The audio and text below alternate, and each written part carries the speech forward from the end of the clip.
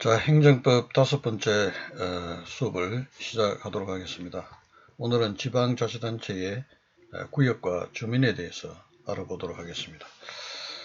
지방자치단체를 구성하는 어떤 본질적 요소로 간다면 이렇게 구역과 그 구역의 주소를 가지고 있는 주민, 그리고 자치권, 그 다음에 이 법인격, 이거 네 가지를 이제 본질적 요소라고 합니다. 이제 그 중에서 구역과 주민에 대해서 알아보는데, 먼저 그 지방자치단체 구역이라는 것은 지방자치단체의 권한이, 지방자치단체 권한이라는 것은 자치권이죠. 지방자치단체 권한이 미치는 공간을 이야기하는 것이다. 그래서 당연히 그 육지가 여기 포함될 것이고, 그 육지 위에 있는, 땅 위에 있는 그 상공이라든지 그 다음 지하 이런 것도 당연히 포함됩니다. 그러면 이 바다에 대해서도 지방자치단체의 어떤 구역 경계가 있는가? 이것이 문제가 됩니다. 우리 이제 지방자치법 4조에 보면 구역이라는 것을 종전에 예의한다 이랬는데, 종전은 1948년 8월 10일 정부가 수립될 그 당시에 구역에 그대로 한다는 것인데, 육지에 대해서는 이 구역의 경계에 관한 것이 이제 명확한 근거가 규정이 마련되어 있습니다만, 바다에 대한 것은 만들어져 있지 않아요. 그래서 긍정설과 부정설이 나눕니다. 그래서 긍정설은 당연히 지방자치권이 육지에 미친다, 바다에 미친다고 보면서 그 근거로는 지방자치단체가 수산업법에 근거해가지고 보호수면을 지정한다거나 또 그 관련 수산업 관련 사업에 대해서 과세권을 행사를 한다거나 이런 것들은 당연히 지방자치단체가 그 해상에 대해서 자치권을 가지고 있다라는 것으로 볼 수 있지 않느냐, 이제 이렇게는 긍정설의 입장이고, 부정설의 입장에서는 육지와는 달리 해상에 대해서는 어떤 구역을 정하는 명확한 그 근거가 마련되어 있지 않다. 그리고 아까 말한 긍정설이 말하고 있는 수산업법상의 어떤 보호수민을 지정한다거나 그 다음에 과세권을 행사한다, 이런 것들은 지방자치단체가 자치권으로서 권한을 행사한 것이 아니라 국가사무를 대신하는 것이라고 보아야 된다. 이런 입장에서 이제 부정설을 취합니다. 우리 판례는 일단은 지방자치단체 자치권은 당연히 육지와 해면, 즉 바다에도 미친다고 이렇게 보고 있습니다. 그러면서 이제 그러면 미친다고 한다면 그 구역을 걷는 어떤 방법으로 구역을 설정하는가 하는 것인데, 육지와는 달리 명확한 근거가 없어서 부득이 불문법에 의하는데, 그 불문법이라는 것이 국가 기본도라, 지형도라고 합니다. 그게 해상 경계에 관한 어떤 구역 정하는 게 있는데, 그것을 해상 경계를 구분하는 어떤 불문법으로 보고, 그에 따라서 해상 경계가 주어진다 라고 이제 헌법재판소가 과거에 그렇게 봤습니다. 그러다가 최근에 종전의 어떤 그 헌법재판 판례 취지를 변경을 했습니다. 그래서 종전의 국가기본도상의 해상경계선을 현계선에 의해 가지고 관습상 지방자치단체의 어떤 그 구역이 설정되어 있는 것으로 그렇게 관습에 의해서 정해지는 것으로 봤는데, 이런 관습이 있다고 할 수 없다. 국가기본도상의 그 해상경계선은 어떤 바다에 있는 섬이 어느 지역으로 속할 것인가를 구분하기 위해서 이렇게 임의적으로 그어놓은 것에 불과하고, 그것이 지방자치단체의 자치권에 미치는 그 해상의 어떤 구역을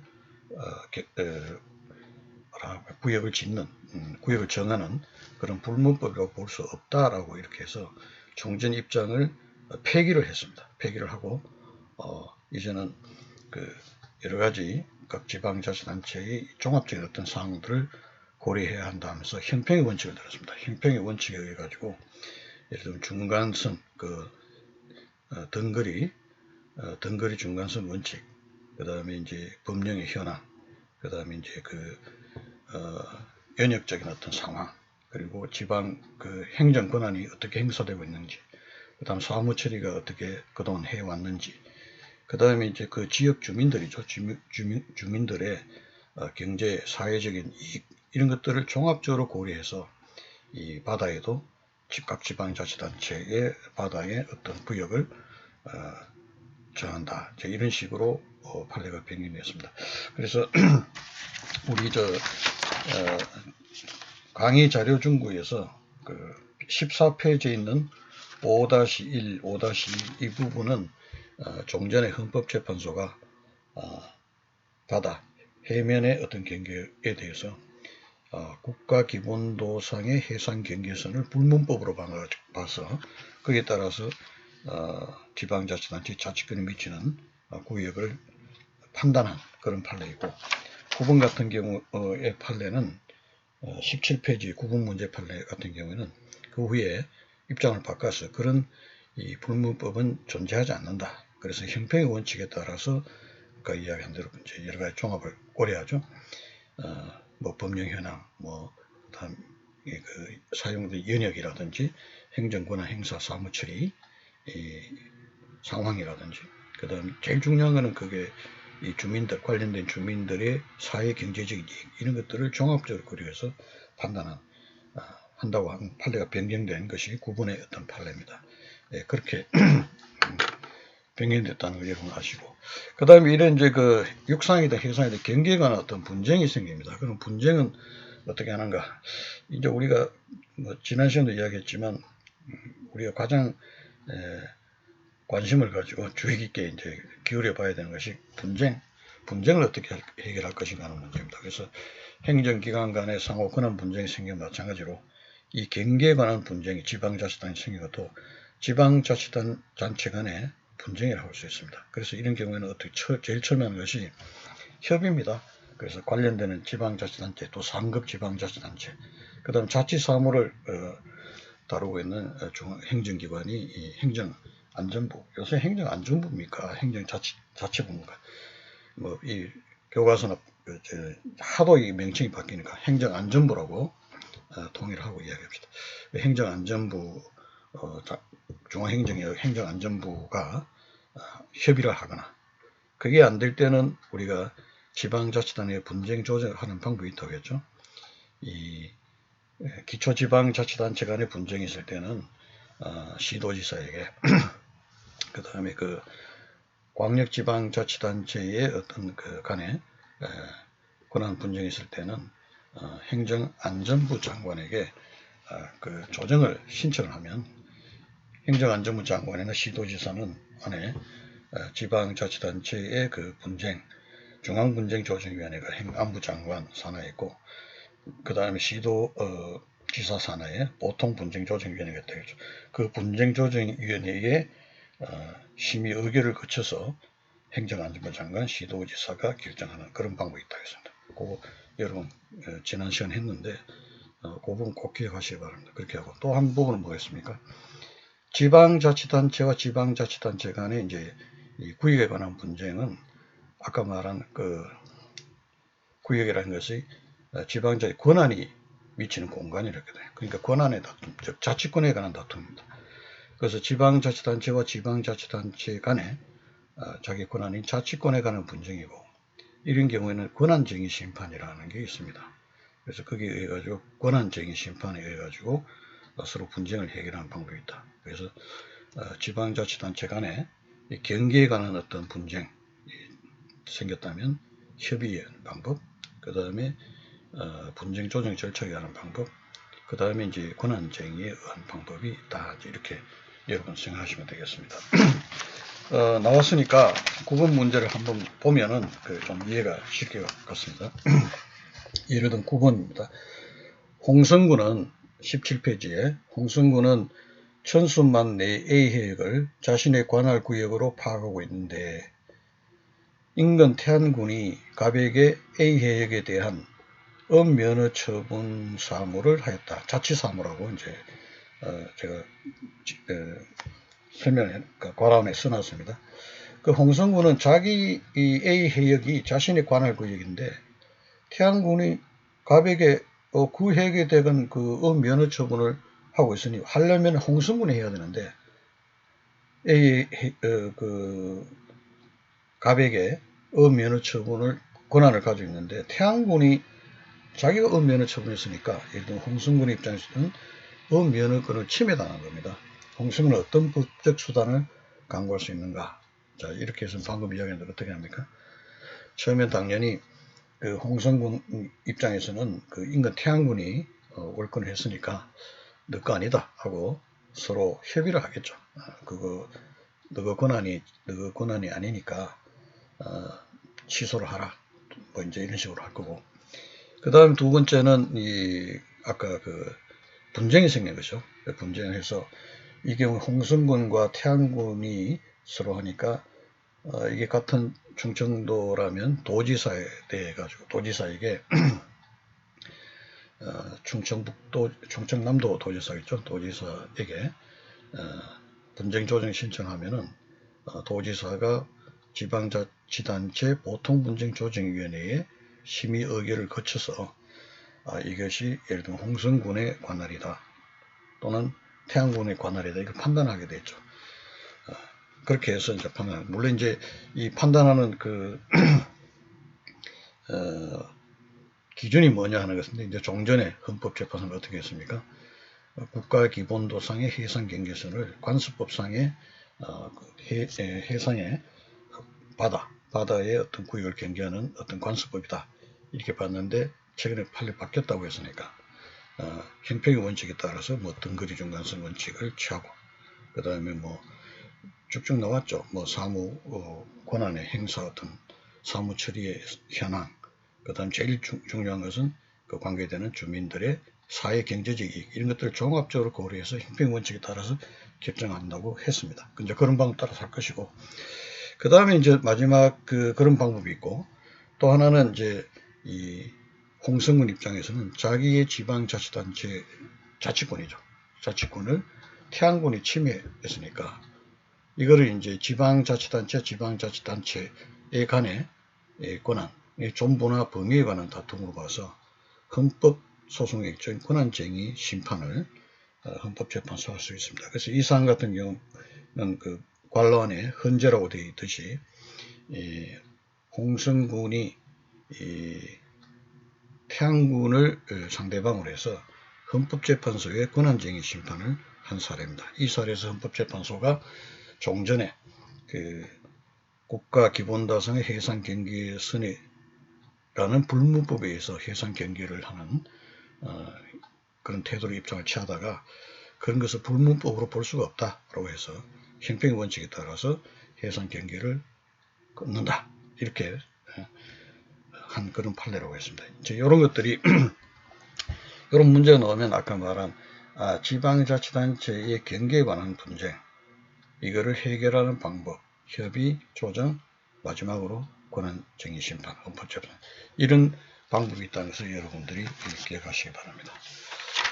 그리고 이제 패치 분합 경계 변경하는데 지방자치단체의 명칭이나 그다음 구역 변경은 대단히 중요한 문제입니다.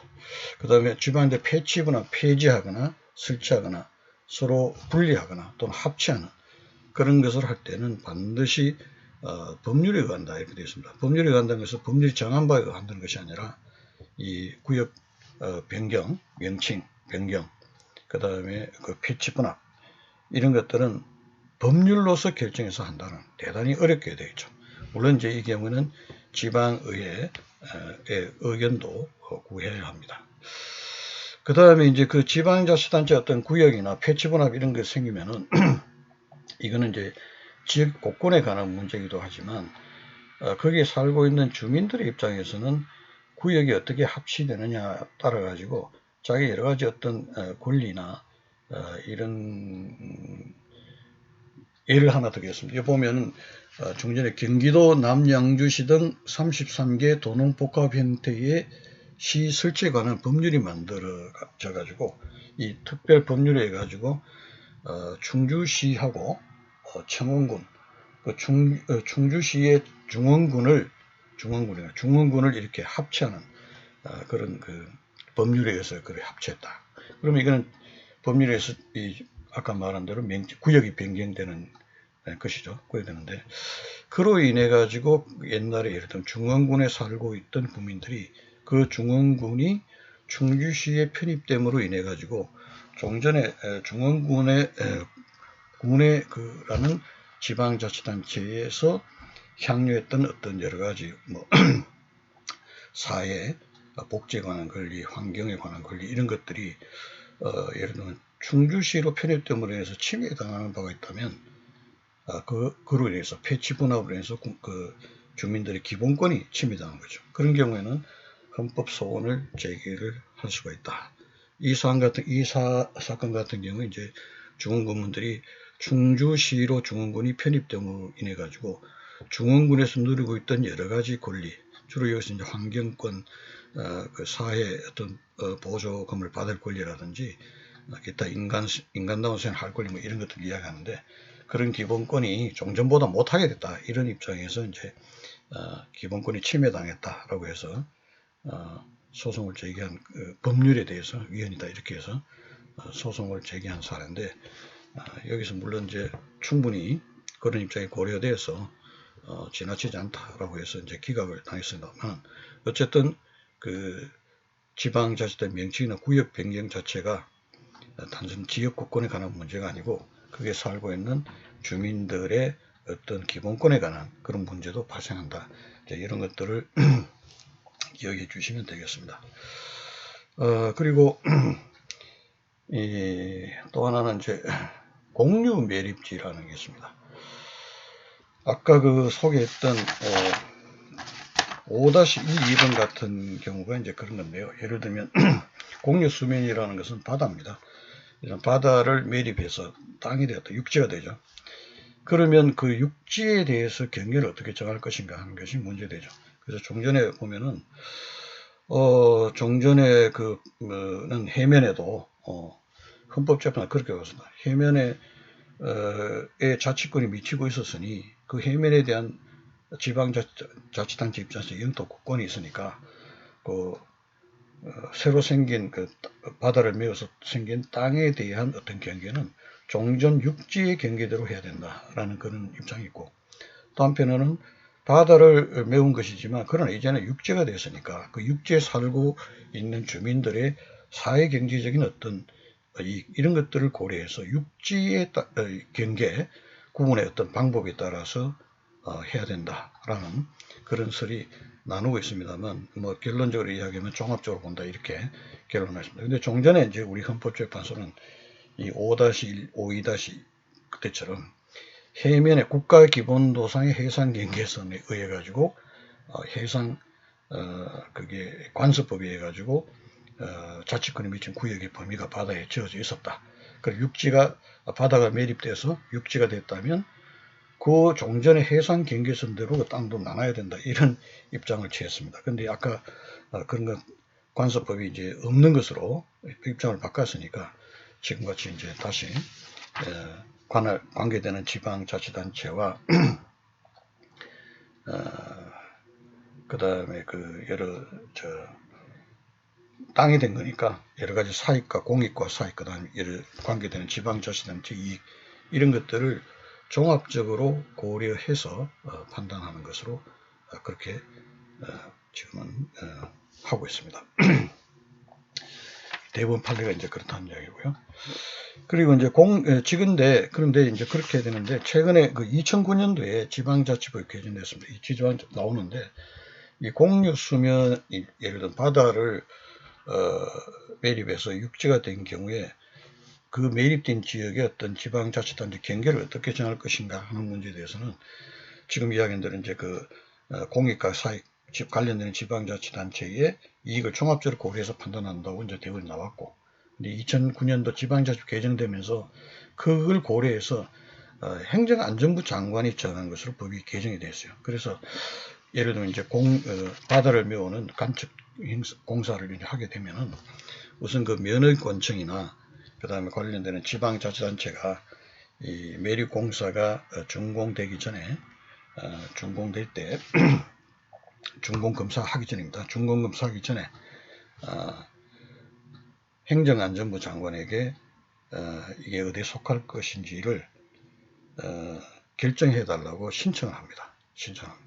그러면 행정안전부 장관이 아까 그 행정안전부 산하의 장관 산하에 지방자치단체 중앙분쟁조정위원회가 있다고 했거든요. 그게 해부를 해서 그 지방자치단체 중앙분쟁조정위원회의 심의 의결을 거쳐서 그렇게 이제 결정을 합니다. 그 결정된 것을 지방자치단체 홍보를 하고 공고를 하게 되면 이제 그대로 확정이 되는 건데, 여기에 대해서 만약 지방자치단체가 그 경계의 설정에 받아들일 수 없다 이렇게 불복하겠다면 그걸 공고를 받은 날부터 15일 내에 대법원에다가 소를 제기할 수가 있습니다. 그래서 이런 방법으로 이제 지금 현재 법에 되어 있죠. 그러니까 지금은 물론 아까 지금 이야기한 대로 행정안전부 장관이 중앙분쟁조정위원회의 심의 의결을 거쳐서 이런 새로 매립지가 된 매립지에 어떤 지방자치단체에 속하는 것으로 결정할 것인가 하는 그런 부분들에 대해서는 그 지방자치단체의 이익이라든지 기타 공익적 사익을 종합적으로 고려해서 이제 결정을 하죠. 그리고 이 결정된 부분에 대해서는 그 지방자치단체가 받아들일 수 없다라고 할 때는 대법원에다가 소를 제기할 수가 있습니다. 그리고 대법원에서 결정나면은 행정안전부 장관은 그 결정된 판결의 취지에 따라서 다시 그 구역을 결정하게 되는 것이죠. 이런 방법을 통하고 있다. 그래서 이걸 자꾸 이야기하는 이유는 우리가 지난 시간에도 굉장히 여러 시간을 걸치고 매번 똑같은 소리를 반복해서 설명했는데, 지방자치단체 간에 어떤 분쟁이 생겼다. 분쟁 조정할 때 분쟁을 조절하면 행정안전부 장관이 중앙분쟁조정위원회 심의 의결을 거쳐서 하게 되면 그 결정된 내용에 따라 각 지방자치단체가 따라야 되고 그게 따라야 거기에 또 이행을 해야 되는데, 그게 조정 내용이 불복인 지방자치단체는 그 행정안전부 장관의 그 분쟁 결정 내용에 직접 다툴 수가 없고 자기가 이행하지 않으면 지방자치단체 그 행정안전부 장관이 직무이행 명령을 내리면 직무이행 명령에 불복을 하면서 그 분쟁의 내용 자체에 문제가 있다, 위법이다, 뭐 이런 식으로 주장을 해서 다투게 된다 이렇게 이야기했습니다. 그래서 분쟁 조정 결정 그 자체를 다툴 수가 없고, 분쟁 조정 결정에 따라 가지고 직무이행 명령을 할 때 직무이행 명령에 대해서 대법원에 소를 제기할 수 있다 이렇게 됐고, 지금 이 이야기 같은 경우는 이 공유수면이 매립된 경우에도 중앙분쟁 행정안전부 장관이 요거를 결정합니다. 분쟁조정위원회 결정을 하지만 이 경우에는 분쟁이 아니죠. 물론 잠정적으로는 분쟁이 되겠지만은 매립지에 대해서 지방적 관할을 정할 때 분쟁이 생기기 전이죠. 무슨 행정안전부 장관이 분쟁조정위원회 심의 의결을 거쳐서 이 매립지가 어떤 지방자치단체에 속하는 것을 결정하면 이걸 처분으로 봐서 여기 불복하는 지방자치단체가 그 결정 내용, 행정안전부 결정에 대해서 바로 대법원에다가 소를 제기할 수 있다. 이 차이를 여러분 좀 구분을 해 주시면 좋겠습니다. 그 다음에